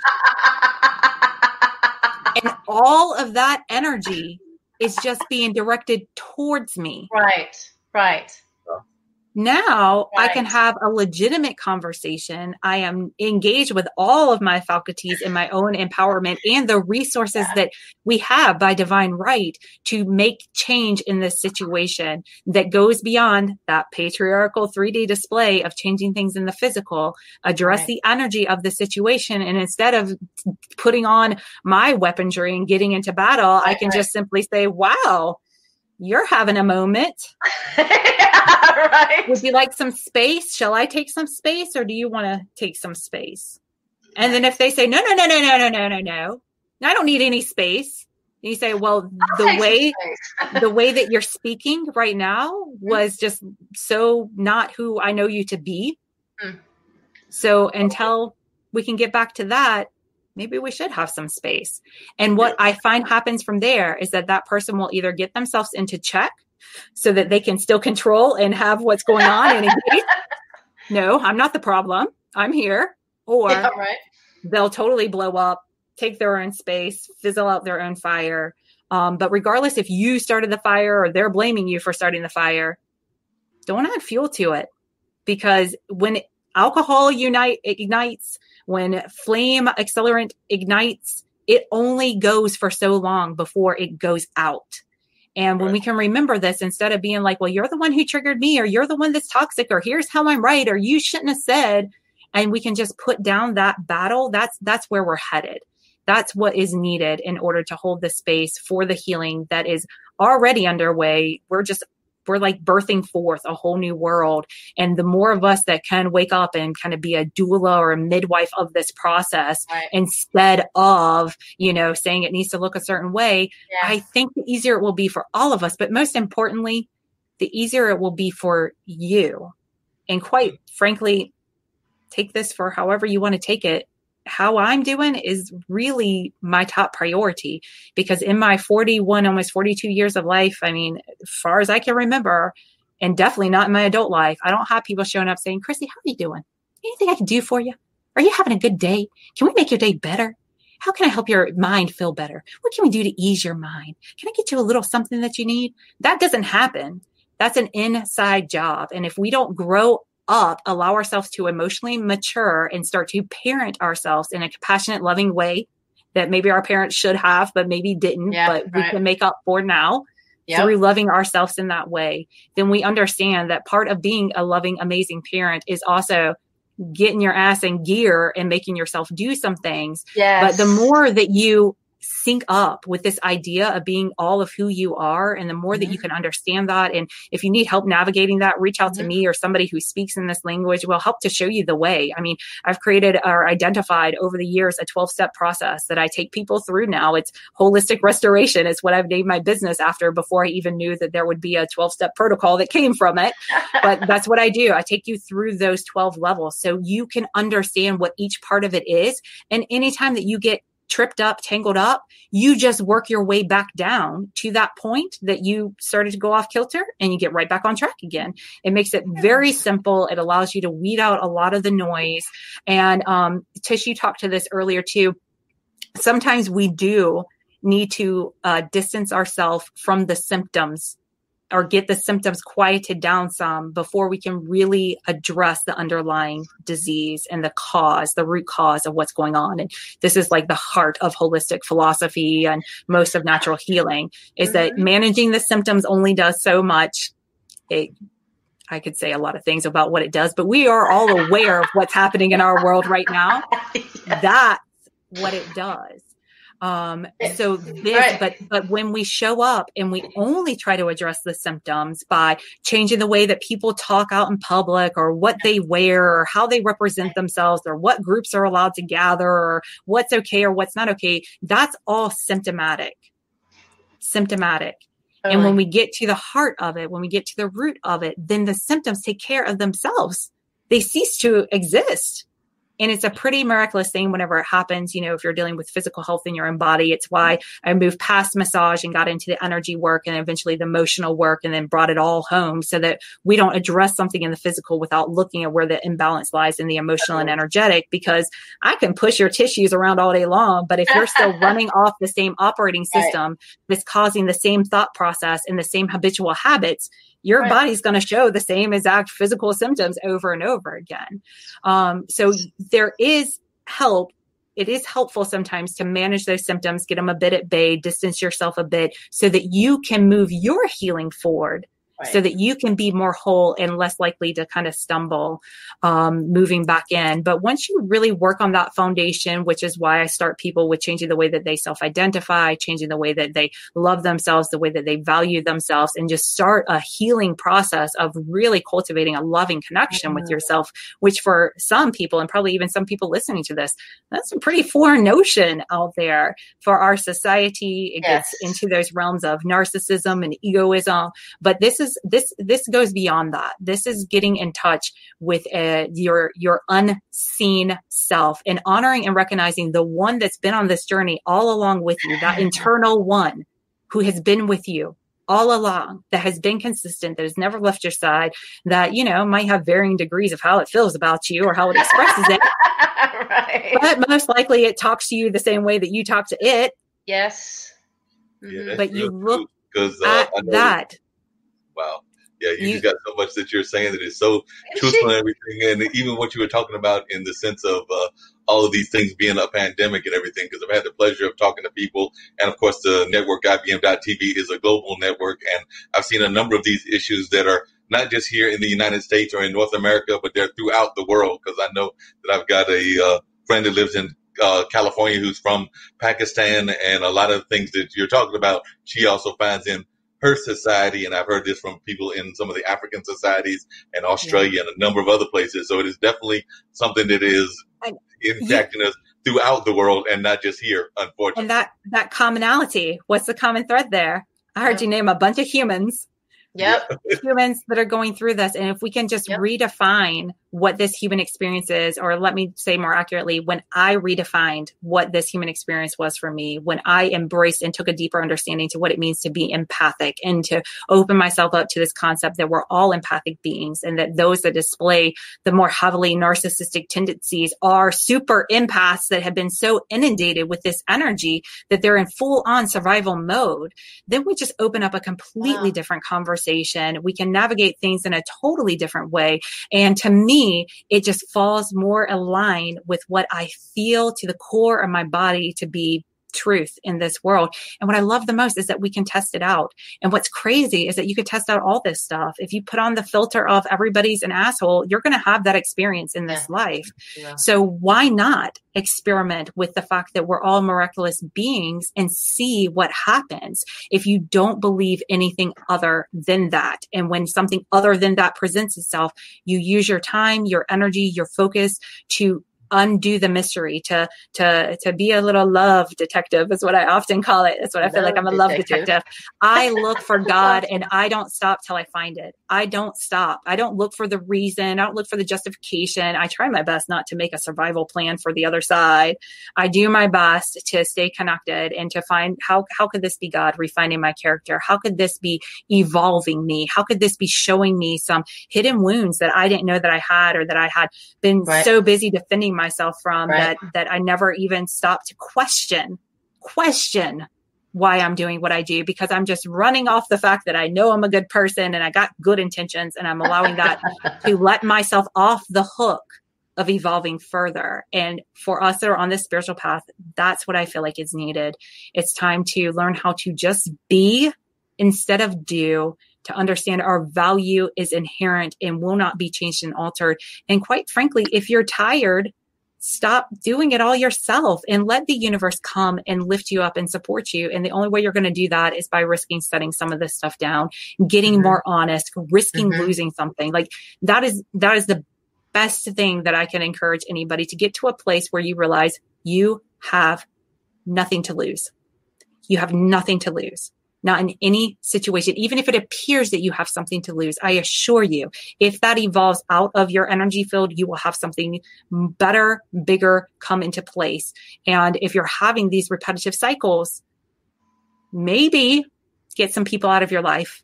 Maybe start to question and start to take a discerning eye to what you're doing to perpetuate these cycles. Because, Mark brought this up earlier about people being in toxic work situations and why are they keep going back to these toxic environments? The reason we go back to toxic habits and limited thinking and limited ways of being is because we're getting something from it. And what we're getting from it is this false sense of security in some way or fashion. We are trading off. We are putting more value in this physical world than in the non-physical world. And a lot of times those things continue to happen until you make that connection and you're willing to take that leap, be it into entrepreneurship or whatever that thing is. Dare, if you don't believe, this is just a random example because I've heard it brought up before.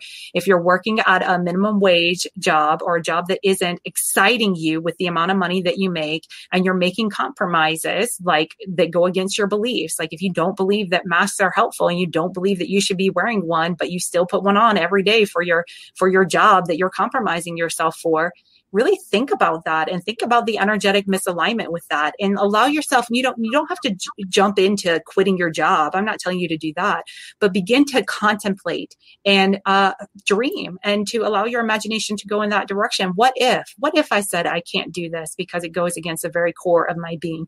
Might sound a little dramatic with the mask, but for some of us, it really is about standing up for what we core believe and what we really feel is right, and refusing to participate in something that we don't feel is honest and legitimate.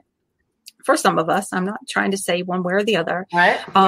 But allow yourself to be open to the what if I did that and it opened up something more for me? What if it allowed something better to come to me? What if I'm worth more than $15 an hour? What if the reason that I'm stuck in this situation is because I don't allow something more to come to me? And most of us argue that because we see what we do and we're like, there's no way I'm stopping more from coming to me. That's right. I assure you that you are, especially if you're not allowing yourself to have the richness of the wholeness of the human that's in front of you, no matter what it is that they're saying or how they're presenting themselves. So I know I've got to run here in a minute, so I don't want to stop, though. I'll talk about this for 3 more days if y'all want. Well, we can do this for hours on end. Tish will tell you that I will let folks talk forever in a day because the show is supposed to be an hour to an hour and a half to 2 hours. We've been known to go 3, 4, and I would have no problem with having these kind of engaging conversation for days on end. By the way, I should let you know, Chrissy, you have definitely picked up 2 new fans because I've been following the thread and everything, and I have become a fan of yours, and definitely Zach has become a friend as well because he was saying that you're a very deep spirit, and he was also saying that we are all empathic, and some of us are very empathic, and he went on to say some other things as well. But definitely, that actually raises a question. I know a lot of folks were probably watching this from around the globe. I know what it means to be empathic. I know other folks probably have a definition, but Chrissy, since you're our guest, why don't you define for the audience what it means to be an empath? Because like I said, you're using the term, and some folks might not even know what the term means. Absolutely. And I'm going to use this as an opportunity to also let y'all that are tuning in know where you can connect with me more. I see that Mark's got my Facebook page scrolling here at the bottom of the feed. Thank you so much for that. You can also find me at holisticrestoration.com.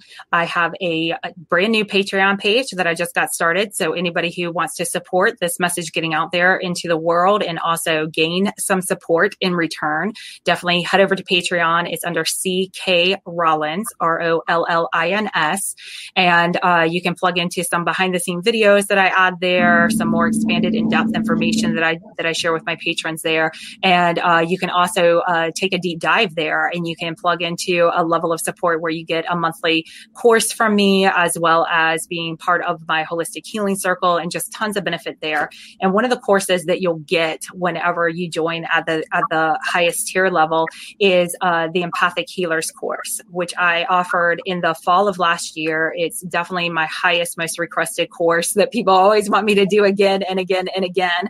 But I have it nice and recorded and online for you to access, and you'll get full access to it. It will take you in depth into really understanding what it means to be an empath, and what do you do with that, and how do you move through this world in a way that allows you to continue your own healing process and also facilitate healing for those in front of you, even if you don't even exchange a word with them, even if you don't get into a healing practice. This is just, you continue your life as an insurance agent, and along the way, everybody that you touch, you have a healing experience with.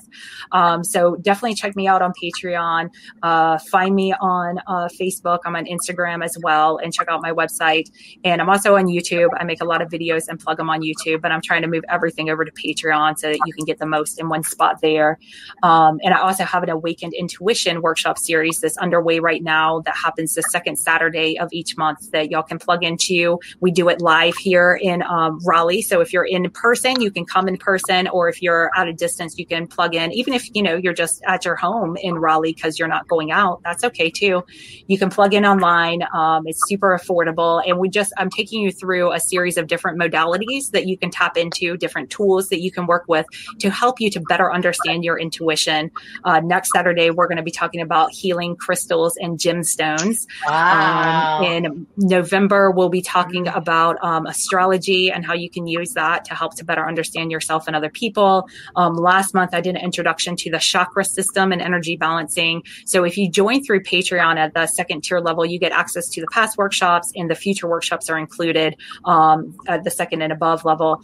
But you can also just do the one-off workshops too, is there for you. And I'm going to answer your question too about an empath. So an empath is someone, you think I do this professional for a living, right? No, I just really appreciate when I get into the flow of things. So thank you for letting me share all that. I do too. So being an empath basically just means you are able to perceive what is happening in the world around you beyond what meets your 5 major senses. That's it. It's taking a beyond scientific and beyond normal approach to interpreting the world around you. And so in simple layman's terms, it's just becoming aware of the unseen elements that are making up this physical experience that we're having. So it helps you to understand what is going on, not only with these physical circumstances that are around you, but also what is coming up internally.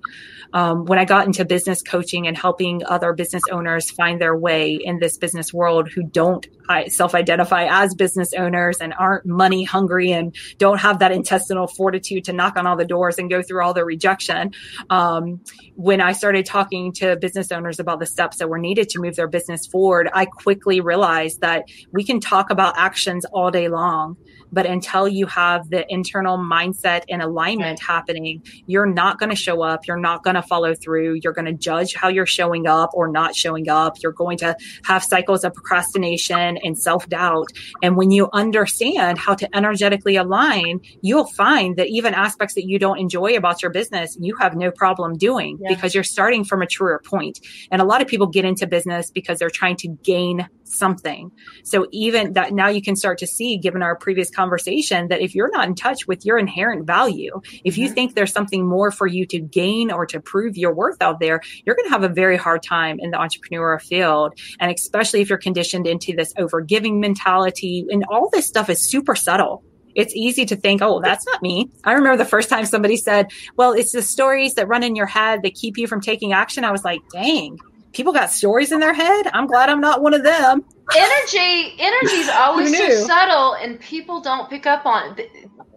They don't know that they're picking up on it. What I always tell people is we're exchanging energy right now. What your body's doing is figuring out what's going on and jiving with mine. Our talk is just talk. That's all that's going on here, especially when you're in person. It's all about the energy, and it's so subtle, and people don't know it. You know, when you're talking about being empathic, there's so many times, and I'm sure you've been like this, that you've been in a room and people, you know, oh, they're talking. And you're like, that's not at all what's going on. Can nobody else feel this? Did you not just, I can't say, did you hear what that person said? I can't say, did you see what they did? You know, but it's like, can you not feel that? Yeah. And a very simple way that I think most of us can relate to, if you've ever been in a place and had somebody else walk into the room and you instantly felt drawn to go towards them or instantly felt to move away from them, that is the energy of an empath. That's your empathic energy body that is intermingling with other people's energy. And because, you know, like we've said throughout this show, we're building on a foundation that's not telling us the whole truth.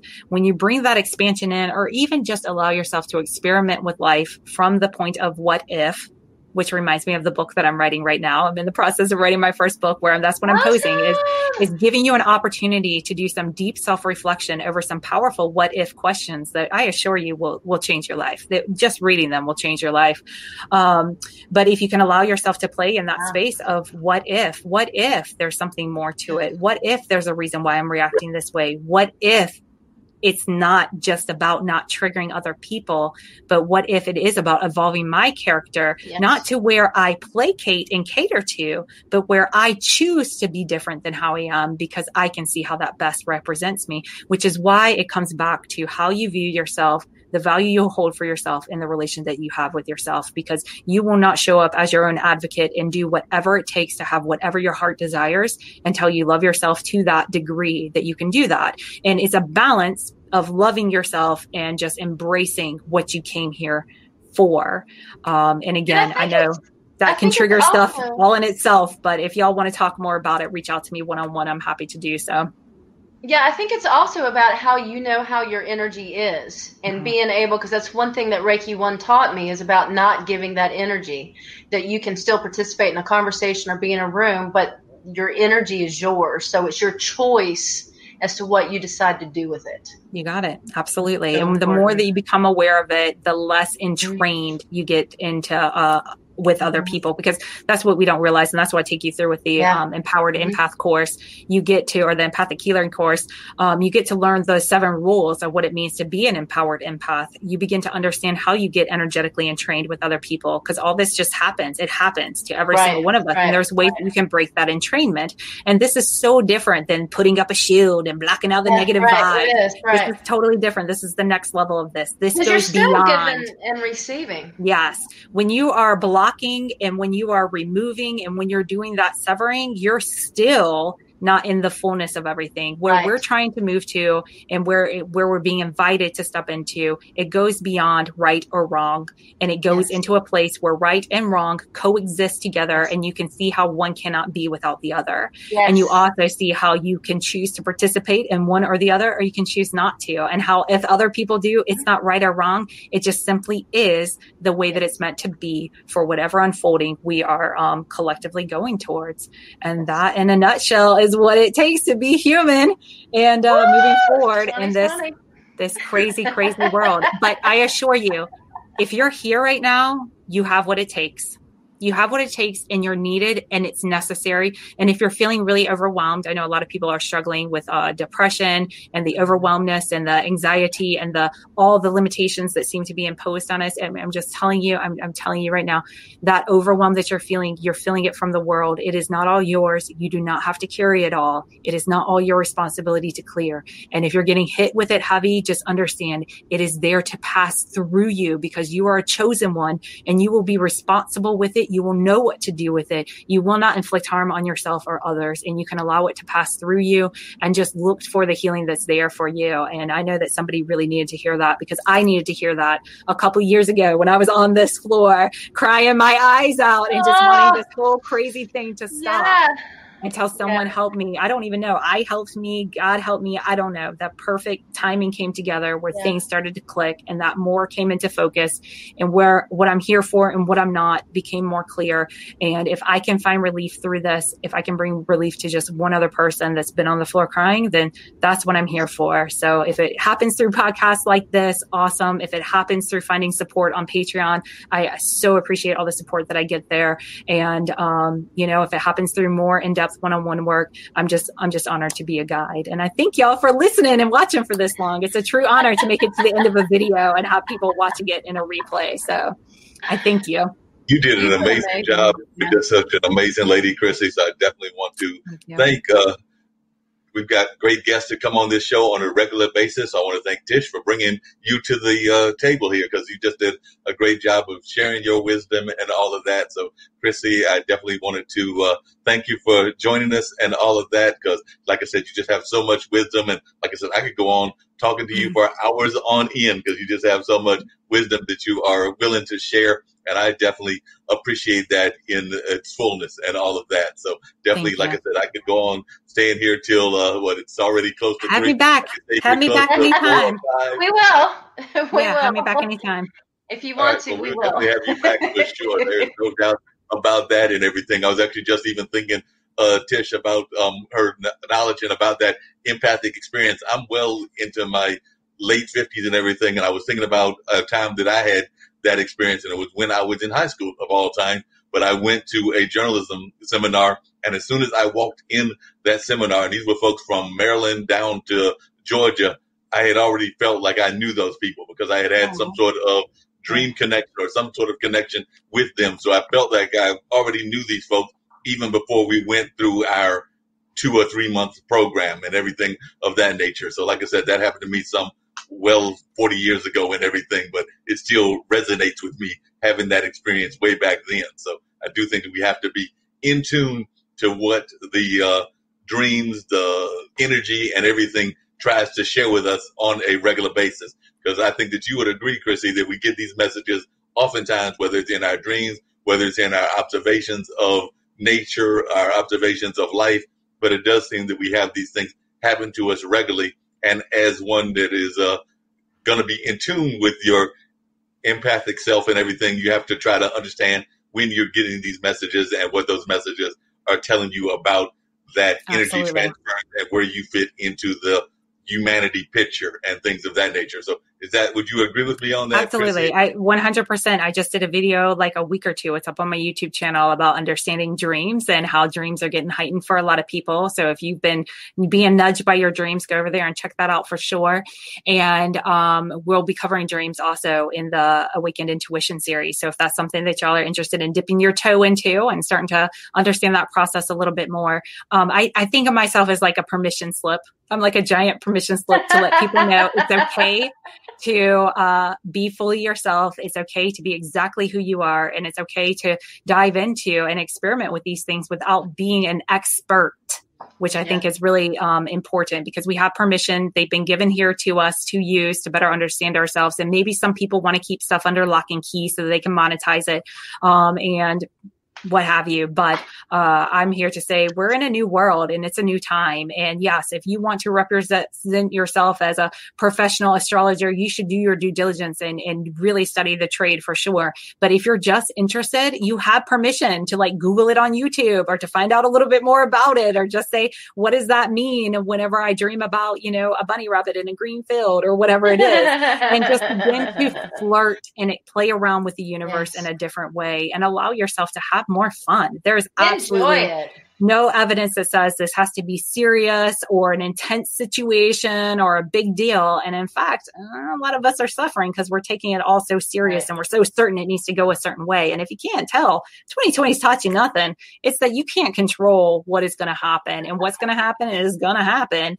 And regardless if you agree or believe, whatever, it's just, this is the place where shit goes down. And so when we can learn how to not take it personal, and we can turn all of our worrying into being a warrior without fighting wars along the way, then we can step into a whole different experience and really, really, really have some fun together. Beautiful. Yeah. I love y'all. Thanks so much for all of your kindness. Yeah. Before I find out from Tish who we've got next week and all of that, if you would, Chrissy, where can folks find this book of yours? You talked about, and I did have the Facebook rolling, but where can they find the book when it is released? And then we'll find out from Tish who we've got next week. But I know you're in the process of writing it, but folks might be wanting to follow your path so that when the book is released, they can grab it. I know I plan to grab a copy whenever you release it. Yes, for sure. So Patreon's going to be the best place for that. I'm going to be looking to my patrons to help me to get everything going, all the way from, you know, giving some little sample excerpts so you can kind of see what I got cooking to make sure that it's really hitting the mark for people, up to making sure that I can fund it to get published and to have copies in paperback and all of that stuff. So as those pieces come together, then I'm going to be sharing that mainly through probably my social media outlets, but all of it's going to point back to Patreon. So if you're already familiar with Patreon, head over there. You can probably search for me, Chrissy Key Rollins, or just put CK Rollins and it should come up for you. And if not, just hit me up and I'll make sure that you get a link for it.